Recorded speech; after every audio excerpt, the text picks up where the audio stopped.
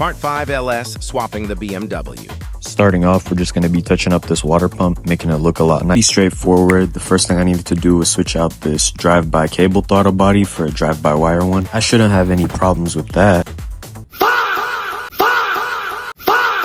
I was able to raw dog the measurements and pick up what I needed from Home Depot. And then I got the throttle body mounted on. Next up were these ICT billet coil pack brackets. This, in my opinion, was a good purchase. I like how it just brings out the symmetrical nature of the V8. However, these coil packs, they completely ruin the color scheme. They're red, not even black.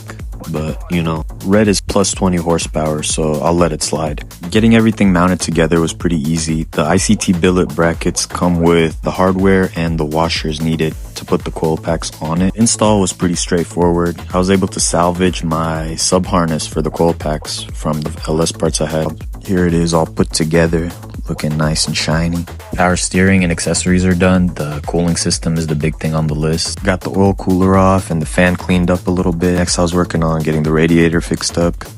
With the cooling system loosely mounted, you can see how the crank pulley is going to give us clearance issues. Because I'm using a truck engine, I decided to take it out and switch it out for an F-body harmonic balancer. I untightened the bolt and I got this Chrysler harmonic balancer pulley tool from AutoZone. The tool just latches onto your pulley, and the more you tighten it, the more it pulls it out. From this state-of-the-art side-by-side, you can see how the truck spacing is a lot bigger than the F-body spacing. That's about like an inch of clearance. So clearly, an inch is big enough to cause a lot of problems. Applied lubrication so there isn't any friction issues later down the line. Installation is pretty simple as long as you have the right tools. Number one, you just want to push it on hand tight as far as it goes. Next, I grabbed this ball bearing installation tool from Amazon. Basically, because I don't have a flywheel or transmission attached to the car, I'm able to tighten this on and keep the crank from spinning while I tighten it onto it. You just keep tightening it until the crank pulley finally seats in its proper location. You'll know once you hit it, it'll just stop spinning. I tightened the bolt down with the impact just to be safe. With the F-body crank pulley, you can see how everything just lines up perfectly. Research before you buy shit, and then you won't have this problem. But next up, I'm installing this water pump. Honestly, the bolts gave me a lot of trouble.